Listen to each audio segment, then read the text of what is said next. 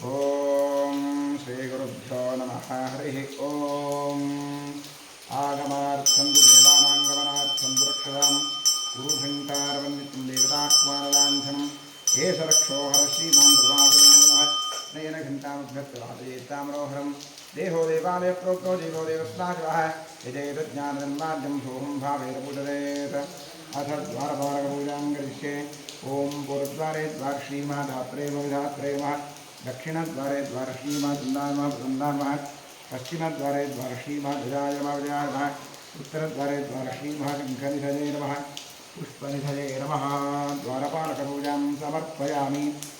ओम अद्य पूर्वोच्चरित एवं गुणविशेषणविशिष्टायां शुभदिशाओ चित्तकाम्यार्थप्रसिद्ध्यर्थम्। ओम ह्रीं परमात्मा दिशेन गुरुपारम्भे क्रमेणास्तु गुरुमातां प्रजन्यावतात्रोमि आसन्दशिरसव्याः मेरुपृष्ठऋषिः सुतलं छन्दः कुम्भोदेवा आधारशक्तिमनाथनाय नमः। प्रत्युत्तया ददारोगा देवीत्वमुष्टना ददातुं देवी पवित्रं गुरुदासं कुर्मासनाय नमः। अवसत्पन्दे भूता ये भूता भूमि संस्थिताः ये भूता विघ्नकर्तारस्तेन संप्रवाचिना तीक्ष्णतमश्रमः काया कल्पान्तरहरोत्मा भैरवाय नमस्तुभ्यमनुज्ञां धातुवर्हसि अवक्रामन्तु भूताद्याप्रगीते भूमिहारकाः सर्वेषां विरोधेन ब्रह्मकर्मसमारभें खं लं लं जन्मस्त्राजभट। ओम गुरुभ्यो नमः। गणपतये नमः। दुर्गाजीमाक्षं क्षेत्रपालान्वसं सरस्वतीमां परमात्मने वारणस्य परब्रह्मर्षि गायत्री स्मः परब्रह्म परमात्मा देवता प्राणायामे वियोगः। ओम भूः ओम भुवः ओम स्वहं महः ओम तपः ओम सत्यम्।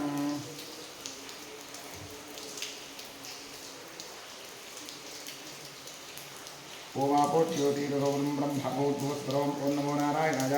गंगाद्या सर्वतीर्था सन्निहिता सन्तोषी गंगे श्रीभागीरथीरथंजोरावली भयगातुं विज्ञाय यातुं यज्ञपतचेरैः स्तुतिरस्मात्मानुभ्यः ऊर्ध्वन्दिगातु भयकृन्नो स्मरय ओम शांति शांति शांति। आत्मशरीरशुद्धिरस्तु कलशात्मङ्गरिषेकलस्य मुखे विष्णुकण्ठे रुद्रसमाशाः मूले रुद्रश्लोक ब्रह्मार्थे भातगणात्माः कुसुमसागराः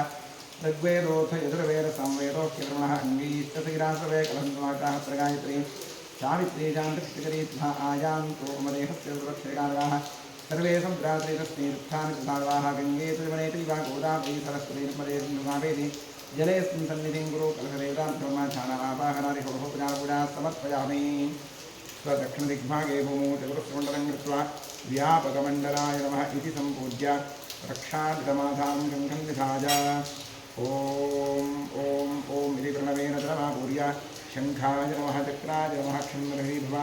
क्षम्ममृती भव शङ्खं चन्द्रार्कदैवतं मध्ये प्रणवेदा पृष्ठे प्रजापतिस्तत्र अग्रे गङ्गासहस्रे पाञ्चन्यायुग्महे पद्मगर्भाय धीमहि तन्नशङ्खप्रचोदयात् पाञ्चन्यायुग्महे पद्मगर्भाय धीमहि तन्नशङ्खप्रचोदयात् पाञ्चन्यायुग्महे पद्मगर्भाय धीमहि तन्नशङ्खप्रचोदयात् पाञ्चन्यायुग्महे पद्मगर्भाय धीमहि तन्नशङ्खप्रचोदयात्। त्रैलोक्यां यान्तीर्थानि वासुदेवसनाध्याखेतिनादेन्द्रस्मात् शङ्खं प्रपूजयेदं प्रासागोत्तमस्नाविचक्रे यत्प्रक्षार्थमृदेवानां पाञ्चन्तमूर्तेयुद्धादिवादिनादिनां गीयन्ते सहस्रदातमनादेन पादाले पाञ्चतन्त्रनमोऽस्मे विलयं यान्ति पापानि हिमवद्भास्रो देवशनादिलिङ्गस्य किं पुरस्परसनेरतो नत्वा शङ्खङ्ग्रे कृत्वा मन्त्रीरयुतोस्मेस्नादितो इन्नं तस्य कुण्डलन्तकं शङ्खतीर्थं कलशोविकं निक्षिप्य देवस्य मूर्धस्य प्रोक्ष्या पूजोपकं प्रोक्ष्य आत्मानं प्रोक्ष्य शङ्खमध्यस्य सन्तोषं धावितं केशवोपरि अङ्गरग्नं मनुष्याणां बन्धास्यायुधं दहेत्। आत्मने नमः। अन्तरात्मने परमात्मने गन्धपुष्पाक्षतधूपरीपरिवेद्यनमस्कारादि सर्वोपचारपूजा समर्पयामि। शुक्लाम्बरधरं विष्णुं शशिवर्णं सुभुजं प्रसन्नवदनो ध्यायेत् सर्वविघ्नोपशान्तये। ओम स्वस्ति श्री कृष्णकृष्णाद्य भगवतो महापुरुषस्यामादेवस्य विष्णोराज्ञया प्रवर्तमानस्याकृते नैवस्वतन्त्रेकलयुगे तथा पारेदम्भोदीपे भारतवर्षे रोदस्कृते महावीरोरत्नेवाक्यभूतामय्याः गोकुलसुन्दरेशान्तुकानिवाहकरोत्तारे उत्तमोत्तमानेन व्यवहारिकप्रभारि संवत्सराणां मध्ये कोटिनां संवत्सरस्य उत्तरायणे क्लिष्टतौ आषाढमासे शुक्लपक्षे अद्य नवम्यां तिथौ भानुवासरयुक्ताय हिन्दुवासरयुक्तायां शुभवारकनक्षत्रयुक्तायां एवं शुभवार्षिकां श्रीमहागणाधीश्वरस्य पूर्णत्वादित्यर्थं सङ्कल्पितानां समस्तकार्यं निर्विघ्नेन परिणामार्थं श्रीमहागणपतिपूजा प्रार्थनां करिष्ये। बोधिपदेवरूपसाक्षी विग्रहते यावत् कर्म समाप्ति स्यात् तावत् पुंसोऽस्मान् दीपाधारणं ते दुर्वाक्षिताङ्गं हित्वा गणपतिं ध्यायेत् ओम गणानां त्वा गणपतिं भवामहे कविं कवीनामुपश्रवस्तं ज्येष्ठराजं ब्रह्मणां ब्रह्मणस्पदा आनश्रन्मन्नोदकसीर्धातुम् ओम भूर्भुवस्वरों श्रीमन्महाकाली समावाह्यामि आवाहितमहागणपतये ध्यानं समर्पयामि आवाहनं समर्पयामि पात्रं समर्पयामि अर्घ्यं समर्पयामि आचमनीयं समर्पयामि स्नानं समर्पयामि वस्त्रं समर्पयामि उपवीतं समर्पयामि आरणं समर्पयामि नमस्वाक्षरां समर्पयामि अमृताङ्गेशे ओम सुमुखाय नमः एकदन्ताय नमः कपिलाय नमः गजकर्णकाय नमः लम्बोदराय नमः विगताय नमः विघ्नराजाय नमः गणाधिपाय नमः धूम्रकेतवे नमः गणाध्यक्षाय नमः हालतुन्द्राय नमः गजाननाय नमः महागणपतये नमः द्वादशपूजां समर्पयामि ओम वनस्पतिरसोत्तमगन्धाद्योरुगोत्मः आध्रेयस्रवदेवानां धूपोऽयं प्रतिगृह्यतां धूपमाख्यापयामि धूरसि धूररोपं तं धूरोर्वजं वजं धूर्वामः धूपमाध्यापयामि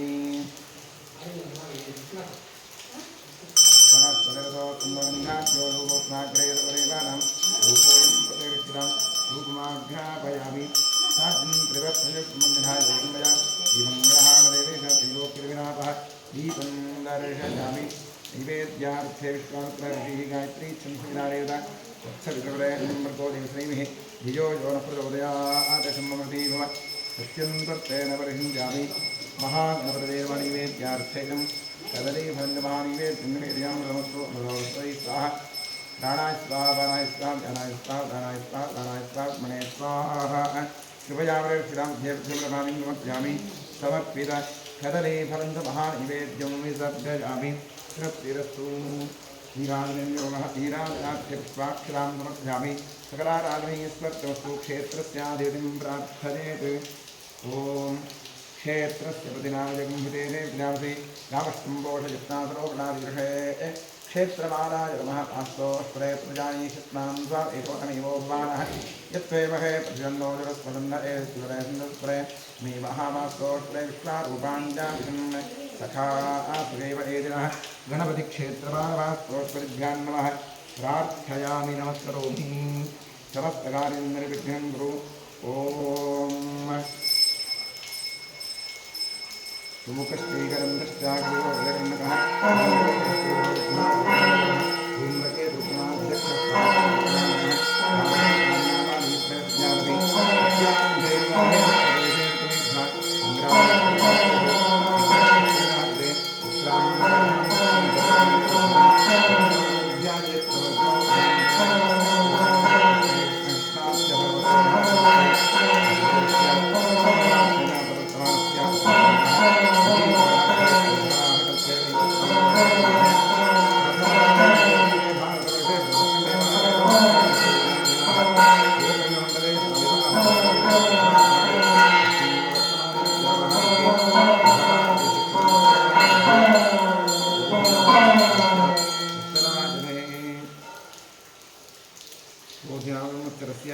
उत्तरायणे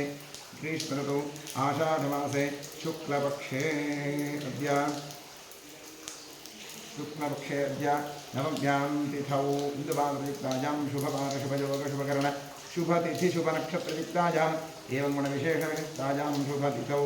मम उपात्तदुरितक्षेद्वारा श्रीपरमेश्वरप्रीत्यर्थम् अनादि अविद्यावासनजा प्रवर्तमाने अस्मिन् महति संसारचक्रे विचित्राभिः कर्मगतिभिः विचित्रासु अनेकासु पशुपक्षिमृगादियोनिषु पुनः पुनः अनेकधा जनित्वा केनापि पुण्यकर्मविशेषण इदानीन्तरवर्षे द्विजन्मविशेषं प्राप्तवतोः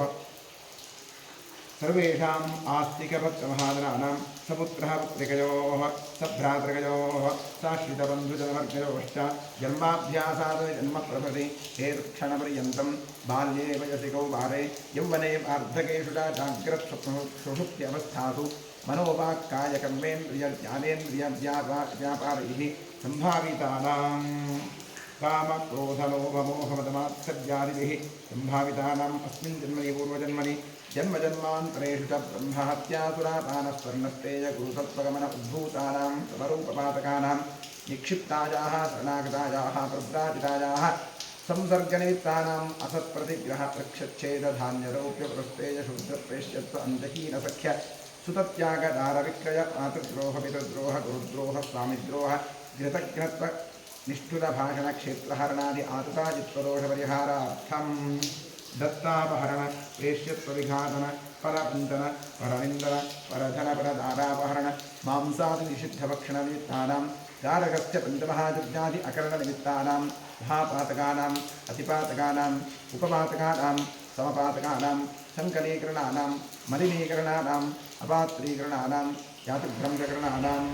प्रकीर्णकानां जाग्रतः सकृत्कृतानाम् अज्ञानतश्च अभ्यस्तानां निरन्तराभ्यस्तानां चिरकालाभ्यस्तानाम् एवं नवानां नवविधानां बहूनां बहुविधानां सर्वेषां पापानाम् अपनोदनार्थं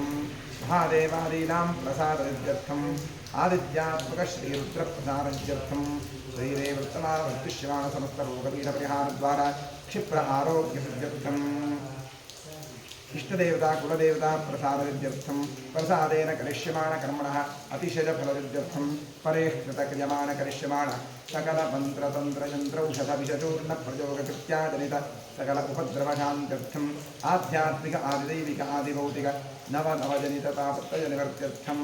गृहे वसतां विपदां चतुष्पदां जनीरोग्यशतादिष्टसिद्ध्यर्थं पुत्रपौत्रधनधान्यतेजो लक्ष्म्यादिसकलसंवत्सरसिद्ध्यर्थम् श्री बसवेश्वरक्षेत्रे सान्निध्याभिवृद्धिपूर्वक नित्योत्सव पक्षोत्सव मासोत्सव अयनोत्सव संवत्सरोत्सवादीनां दिने दिने अभिवृद्ध्यर्थं क्षेत्रे संकल्पित जीर्णोद्धारकार्यः निर्विघ्नेन प्रतिमाप्त्यर्थं श्री बसवेश्वरस्य पूर्ण अनुग्रहप्रसादसिद्ध्यर्थं श्री परमेश्वरप्रीत्यर्थम् अतिरुद्रमहायागमहाप्रायश्चित्तमङ्गलशिवाराधनं कर्म करिष्ये आचार्यद्वारा कारयिष्ये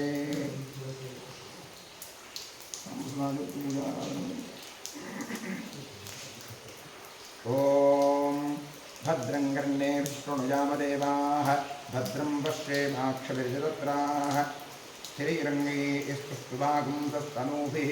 यशेमदेवहितं यदायुः स्वस्ति न इन्द्रो वृद्धश्रवाः स्वस्ति नः पूषा विश्ववेदाः स्वस्ति नस्तार्क्ष्यो अरिष्टनेमिः स्वस्ति नो बृहस्पतिर्दधातु ॐ शान्तिः शान्तिः शान्तिः ॐ नमो व्रातवतजे नमो गणपतये नमः प्रमथपतये नमस्ते स्थूलम्बोदराजीकरन्ताय विघ्ननाशिने शिवसुताय श्रीवरदमूर्तये नमः ॐ भद्रं नमो हिरण्यमाहवेसेतान्ये दिशां च पतये नमो नमो वृक्षेभ्यो हरिकेशेभ्यः पशूनां पतये नमो नमः स्वस्तिञ्जराय कृषीपते पथीनां पतये नमो नमो बभ्रुषाय विद्याधिनेत्राणां पतये नमो नमो हरिकेशायोपवीजने उष्टानां पतये नमो नमो भवस्य हेत्रीगतां पतये नमो नमो रुद्राजात्पाविने क्षेत्राणां पतये नमो नमः सूतायां जायवनानां पतये नमो नमो रोहिताजस्थपतये वृक्षाणां पतये नमो नमो मन्त्रिणे वालिदाय कक्षाणां पतये नमो नमो भुवन्तदेवारिवस्त्राय औषधीनां पतये नमो नमः उत्तैर्भोगाजात्मन्नुजते पत्नीनां पतये नमो नमः कृष्णगीताजधात्रे सत्त्वनां पतये नमः नमः सहमानाय नित्याधिन आद्याधिनीनां पतये नमो नमः प्रभुभाय निषङ्गिणे स्त्रीणां पतये नमो नमो निषङ्गिण इषुदिवते पुष्कराणां पतये नमो नमो वञ्चदे परिवञ्चदयस्तायूनां पतये नमो नमो निषेदे प्रतिनायारण्यानां पतये नमो नमः स्त्रिकाभिभ्यो विघाकुन्दुभ्यो पुष्करां पतये नमो नमो शिवभ्यो नक्तन्तरभ्यः प्रगन्तानां पतये नमो नमः उष्णीशिवेदिकालकुञ्चानां पतये नमो नमः इषुमभ्यो धन्वादिभ्यश्च वो नमः आसुन्दानेभ्यः प्रतिविधानेभ्यश्च वो नमः आदिच्छद्भ्यो विद्युद्भ्यश्च वो नमोऽस्यद्भ्यो विद्युद्भ्यश्च वो नमः आसीनेभ्यश्च जानेभ्यश्च वो नमः स्तुपद्भ्यो जाग्रद्भ्यश्च वो नमस्तिष्ठद्भ्यो दामद्भ्यश्च वो नमः सभाभ्यस्तभापतिभ्यश्च वो नमो अश्वेभ्योऽष्टपतिभ्यश्च वो नमः नमः आव्याधिनीभ्यो विद्यन्तेभ्यश्च वो नमः उगणाभ्यस्त्रिगुंसेभ्यश्च वो नमो पुच्छेभ्यो वित्तपतिभ्यश्च वो नमो घ्रातेभ्यो व्रातपतिभ्यश्च वो नमो गणेभ्यो गणपतिभ्यश्च वो नमो विरूपेभ्यो स्वरूपेभ्यश्च वो नमो आध्याक्षुल्लकेभ्यश्च वो नमो ऋषिभ्योऽर्थेभ्यश्च वो नमो यथेभ्यो रथपतिभ्यश्च वो नमस्तेनाभ्यस्तेन अनिभ्यश्च वो नमो नमः क्षत्रभ्यश्च महेभ्यश्च वो नमो नमः पक्षभ्यो रथकारेभ्यश्च वो नमो नमः कुलालेभ्यश्च मारेभ्यश्च वो नमो नमः संजिष्टेभ्यो ईशादेभ्यश्च वो नमो नमः ईशभ्यो धन्वभ्यश्च वो नमो नमो विषभ्यश्च निभ्यश्च वो नमो नमः शब्दश्चपतिभ्यश्च वो नमः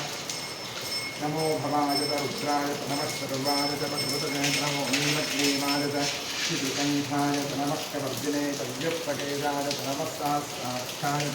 शतधन्वने नमो विशाय श्रीविशाय नमो विशुद्धराय जयकमदे नमो कृष्णाय स्वामनाय नमो भते तमर्षीमते नमो वृक्षाय संवर्धने नमो प्रियाय प्रथमाय नमः आसवेतादिनाय नमस्तेभ्ययाय तेभ्याय नमः ऊर्जाय वस्तुयाय नमः श्रोत्याय तद्वीक्षाय नमो अध्यक्षाय कनिष्ठाय नमः पूर्वजाय वरदाय नमो मध्यमाय पवित्राय नमो दशन्याय बुद्धियाय नमः ऊर्जाय प्रतिभयाय नमो याम्याय दक्षेण्याय नमः पूर्वयाय कल्याय नमः श्रोत्याय वदान्याय नमो विज्ञाय सत्याय नमः श्रवाय प्रतिश्रवाय नमः आशुषेदाय शाश्वताय नमः सूदाय तारविन्दे नमो वन्दिने तव रोहिणे नमो बिम्बिने कपचिने नमः श्रुताय श्रुतसेनाय नमो दुन्दुभ्याय मञ्जाय नमो विष्णवे तप्रमृषाय नमो दूताय तत्सहिताय नमो विषन्विने ते सुषुमते नमस्ते वेदवेदानिधने नमः स्वाध्याय सुधन्वने नमस्तुत्याय तपस्याय नमस्तात्याय वीत्याय नमस्तूत्याय सरस्याय नमो नाद्याय वैभूताय नमस्तूत्याय तात्याय नमो वृत्याय वृत्याय नमो मेघ्याय विद्याय नमः केभ्यदाय हत्याय नमो वात्याय तरेभ्याय नमो वास्तव्याय नमः नमः सोमाय रुद्राय नमः साम्राय नमः सिंहाय पशुपतये नमः उग्राय भीमाय नमो अग्रेधाय दूरेधाय नमो हन्त्रेदहन्यसे नमो वृक्षेभ्यो दिकेभ्यो नमस्काराय नमः ब्रह्मवे नमः नमः शङ्कराय मयस्कराय नमः शिवाय शिवतराय नमस्तेक्षाय सूर्याय नमः पार्याय भार्याय नमः प्रतरणाय तोत्तरणाय नमः आकार्याय आद्याय नमः सत्याय तथेन्याय नमस्ते प्रभाख्याय नम इन्द्रियाय प्रपक्षाय नमः शिलाय तक्षदनाय नमः कवर्धिने तपुरत्तदे नमो गोष्ठाय तदित्याय नमस्त्याय तदेत्याय नमः कार्त्याय जह्वरेष्ठाय नमो कृतज्ञाय गिरेष्ठाय नमः पागं भव्याय रदस्याय नमः श्रुत्याय हरित्याय नमो लोत्याय दोलत्याय नमः ऊर्जाय शून्याय नमः पर्याय पर्णशब्द्याय नमोपगुरमानान्ताभिघ्नते नमः आखिरते प्रक्षिरते च नमो वष्किरिकेभ्यो देवानागुंसदेभ्यो नमो विक्षेदकेभ्यो नमो किन्मुखेभ्यो नम आनिरसतेभ्यो नम आमीकेभ्यः ॐ शान्ति शान्ति शान्तिः ॐ सहस्राणि सहस्रधा बाहुवोस्तव हेतजः तासामीशानो वदमस्फटाचीनामुखाग्रधी सहस्राणि सहस्रचोदने रुद्राभिभूम्यां येषां सहस्रचोदने प्रसन्वान्मसि साम्बुराचोरुद्राणमः ॐ भूर्भुवस्वरोम् आवाहयामि आवाहितसाम्बुदाशिवरुद्राय नमः ध्यानं समर्पयामि आवाहनं समर्पयामि पाद्यं समर्पयामि अर्घ्यं समर्पयामि आचमनीयं समर्पयामि दानं करिष्ये ॐ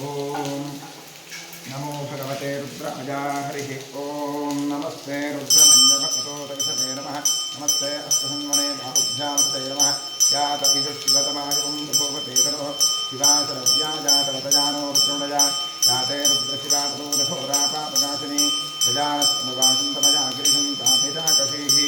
यामिषुं गिरिशन्तहस्ते रुद्रशस्तवे शिवाङ्गिरित्रदां कुर्माहिगुं श्रीस्पुरुषन्दगत् शिवेन उदसात्कागिरीशाख्यापदामसे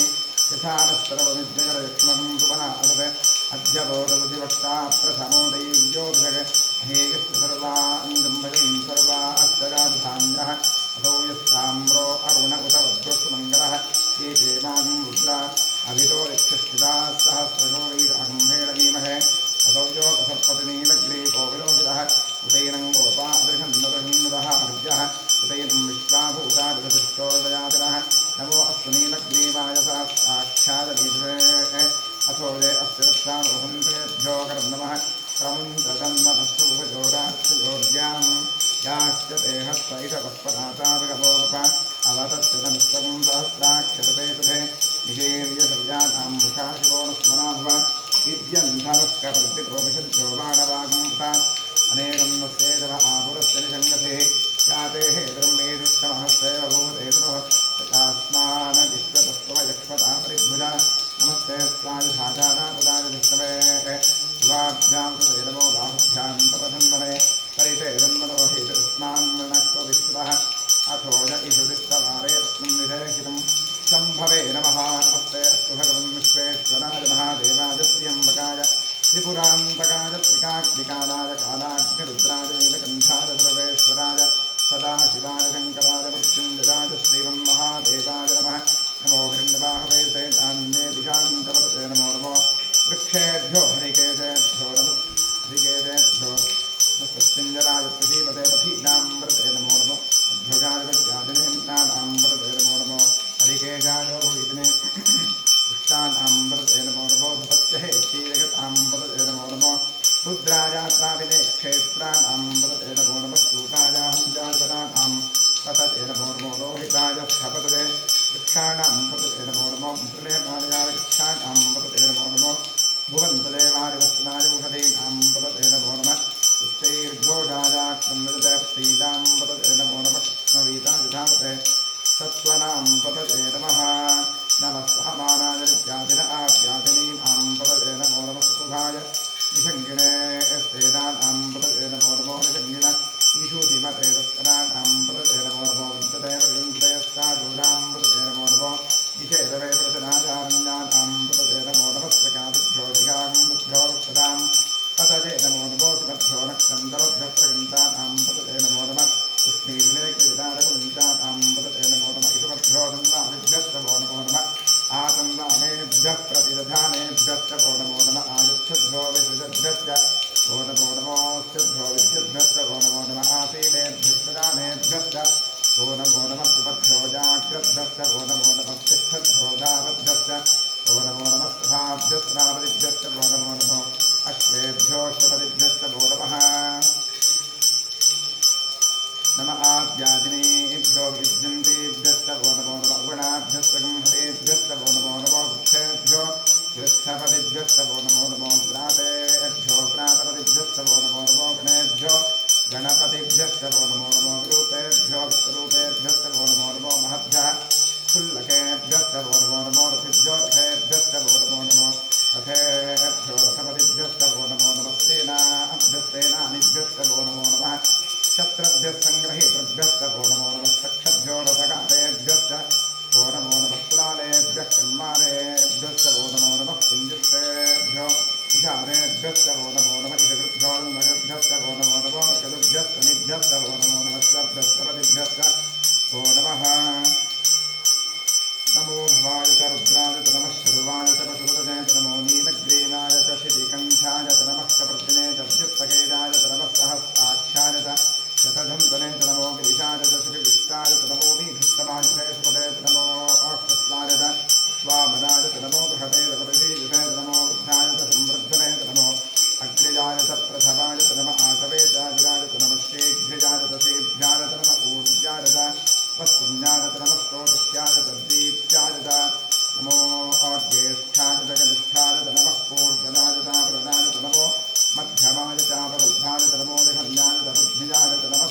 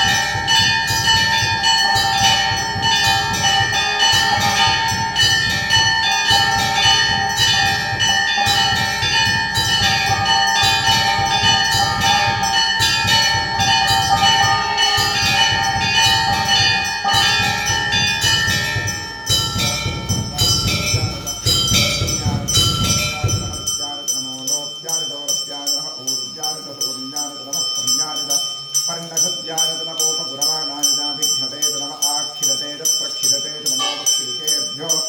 देवानागुंसतेभ्यो नमो क्षीणकेभ्यो नमो बिन्नकेभ्यो नम आनिर्हतेभ्यो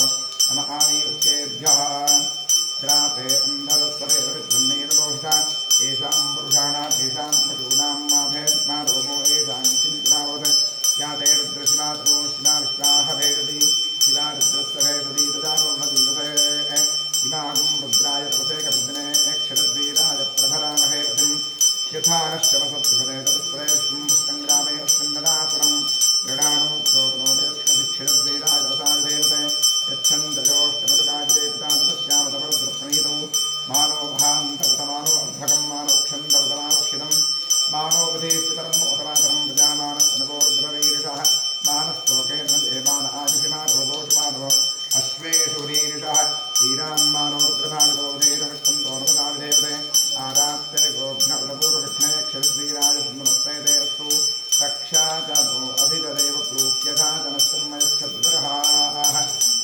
सुहिष्टुरङ्गत्वरुञ्जवानं विजन्मभयोपात्मुग्रं मृडाचरित्रे दृष्टवानो अन्यन्ते अन्यवन्दुसेनाः परिणो रुद्रस्य हेतरवृणक्तपरिप्रेतस्वरुन्मृतखायोः अवस्थितामगबद्धस्तमस्वमेभ्यस्तोकाय धनजाजण्डया नीधुष्टमशिवतमशिवो न स्मराधव स्मरते वृक्षायुधं विधारकृत्युम्बतान आदरविनाकं विभ्रदागहि विकिरीटविलोहितनमस्ते अस्तु भगवान् यास्ते सहस्रकं हेतयोऽन्यमस्मन्निव पन्दुताः सहस्राणि सहस्राधाकुभोस्तव हेतुजः तासामीशारो प्राचीनामुखागधि सहस्राणि सहस्रशोणे रुद्रादिभूम्याम् एषागुं सहस्रजोदने मृतन्द्वारिमसि अस्मिन् महच्चरणते अन्तरिक्षे सर्वाधि नीलग्रीवाश्रिगन्धाः सर्वाधः क्षमाद्राः नीलग्रीवाः श्रीगन्धादिवं रुद्रा उपस्थिताः ये वृक्षे सुस्मिन्दिता नीलग्रीवाविलोहिताः ये भूतानामधिवरदो विशिखासक्तपद्यिनः ये अन्यैर्विविध्यन्ति पात्रे सुलोचनाथे ये पथां प्रतिरक्षित ऐलपदादिपिलः ये तीर्थानि प्रदन्तविकाबन्धोनिहिमिनः एतावन्तस्य भूयागुं सत्सदिशो रुद्रावृक्षरे तेषागुं सहस्रजोदने धन्वारिन्दुहि नमो रुद्रेभ्यो ये पृथिव्याञ्जेन्दरिक्षे ये द्विजेशामन्तं वातो परिषदवस्तेभ्यो दशप्राचीर्दशदक्षिणा दशप्रणीतीर्थशोदीतीर्थशो रुद्रास्तेभ्यो नमस्ते नो भगवन्तेदं विष्णो यश्च नो उग्रे स्थितं वोदुम्भे ददामि हर नमः पार्वती वदते हर हर महादेव त्र्यम्बकं यजामहे सुगन्धिं पुष्टिवर्धनं उर्वारुकविवरुन्धरां मृत्योर्मुक्षीर्मामृतात् येते सहस्रमयुतं पाशां मृत्योर्मुख्याजं तवे तान् यज्ञस्य नाशजातरसानपरिजामहे मृत्यवे स्वाहा तवे स्वाहा ॐ नमो भगवते रुद्राय विष्णवे मृत्युञ्जये पाहि सदाशिवो महाविजयस्नानं समर्पयामि वस्त्रं समर्पयामि मुवीं समर्पयामि आभरणं समर्पयामि गन्धान् समर्पयामि औषधान् समर्पयामि पुष्पाणि च समर्पयामि नाम पूजां करिष्ये ॐ वामाजीमा ज्येष्ठाजीमा रौद्रीमा कालीमा करेवन्नीर्मा बलविकरणीर्मा बलप्रमथिन्तीर्मा रोन्मन्नीर्मा पूजां समर्पयामि ॐ नमो भगवते सर्वभूतात्मने सकलगुणशक्तियुक्ताय योगाय योगवत्त्वपीठात्मने नमः स्वर्णपीठं समर्पयामि स्वात्मसमस्तवजं शुद्धं त्वामद्य परमेश्वरारण्याभिवाह्याहं मूर्त्यामावाहयाम्यहम् ॐ भूर्भुवस्वरों सशक्तिसाङ्गसायुधवाहर सपरिवारसर्वालङ्कारपूरितश्रीसाम्बुदराशिवरुद्रानः ॐ भूर्भुवस्वरों आवाहयामि आवाहितो भव संस्थापितो भव सन्निहितो भव निरुद्धो भव अवगुण्ठितो भव अमृतीक्नो भव व्याप्तो भव सुप्रसन्नवरदो भव क्षमस्वासान्निध्यं गुरु ॐ तत्पुरुषाय विद्महे महादेवाय धीमहि तन्नो रुद्रः प्रचोदयात् इदमर्घ्यमिदमर्घ्यं वामदेवऋषि पङ्क्तिश्चन्दः सदाशिवरुद्रो देवता बिभ्रद्दोर्भिक्कुठारं मृगभजवरो सुप्रसन्नो महेशः नानालङ्कारदीप्तं सरसिजनिरजो व्याघ्रधर्मात्तमासाः ध्येयो मुक्तापरागावृतरसगणिता विप्लवः पञ्चवक्त्रः रक्षः कोटिरकोटिघटितदुहिनरोच्चिष्करोत्तुङ्गौलिः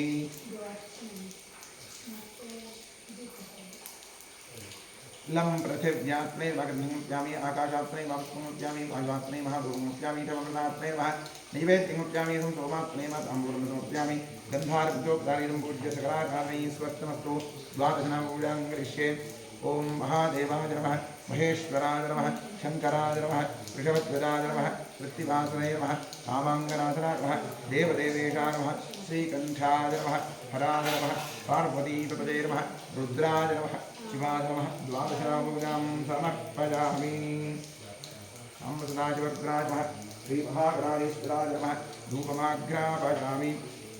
ओम वनस्पतिर्धोत्तमगन्धाग्नोधूपोत्तमः आघ्रेय सर्वदेवानां धूपोऽयं प्रतिगृह्यतां धूपमाघ्रापयामि साध्यन्द्रिवत्संयुक्तं वह्निहाजोषं मया दीपं ग्रहाणदेवेशनैरोक्यमिरापः बुद्धिस्तस्नातनैरोग्यं नगर्भवः अशोकस्तमह्यमावः जीवनन्दतिशोदिश दीपं दर्शयामि निवेद्यार्थे विश्वात्मर्षिः गायत्री छन्दस्सविता देवता तत्सवितुरेण्यं मृगो देवस्नेमिः धियो यो न प्रचोदयात्थिठम् अमृतीभः सत्यं त्वर्तेन परिषिञ्चामि साम्बुदाचरुद्राय नमः श्रीमहागणाधीश्वराय नमः नैवेद्यार्थेरं अनिषेकण्ड कदलीफलन्दमहानैवेद्यं निवेदयामि तत्सर्वतमस्तु अमृतोऽस्तु श्रमसी स्वाहा ओम प्राणाय स्वाहा अपानाय स्वाहा ओम ज्ञानाय स्वाहा ओम दानाय स्वाहा ओम समानाय स्वाहा ओम ब्रह्मणे स्वाहा कृपया प्रेक्ष्यतां मध्ये मध्ये अमृतपानीयं समर्पयामि साम्प्रदाशिवरुद्राय नमः महागणाधीश्वराय नमः समर्पयामि नारिकेलखण्डं च कदलीफलन्दमहानैवेद्यं विसर्जयामि तृप्तिरस्तु अधिक पुण्यफलप्राप्त्यर्थे वेदोक्तकर्पूरमङ्गलनीराजनेन योगः ॐ सद्यो जातं प्रपद्यामि सद्यो जाताय मे नमो नमः भवे भवेनाति भवे भवस्वमां भवोद्भवाय नमः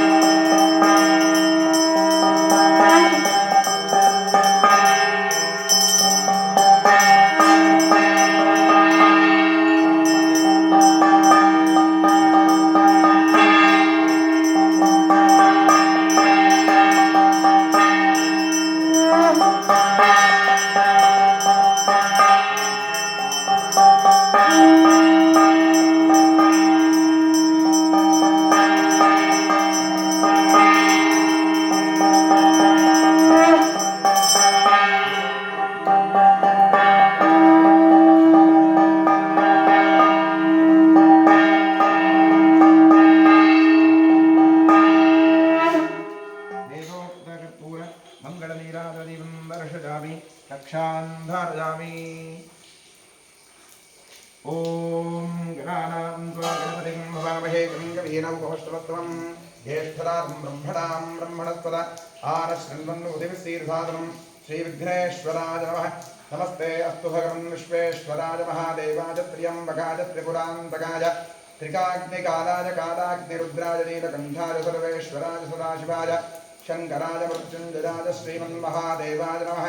यो वेदादो स्वरः प्रोक्तो वेदान्तेन प्रतिष्ठितः तस्य प्रगतले तस्य परस्य महेश्वरः मन्त्रपुष्पाञ्जलिं समर्पयामि यानि कानि च पापानि निपान्तरणानि च नानि नश्यन्ति प्रदक्षिणपदे पापोऽहं पापकर्मात्मं पापात्मा पापसम्भवः त्राहि मां कृपया देव शरणागतवत्सल प्रदक्षिणनमस्काराभ्यर्भोपचारपूजाः समर्पयामि पश्चात् प्रसन्नपूजां करिष्ये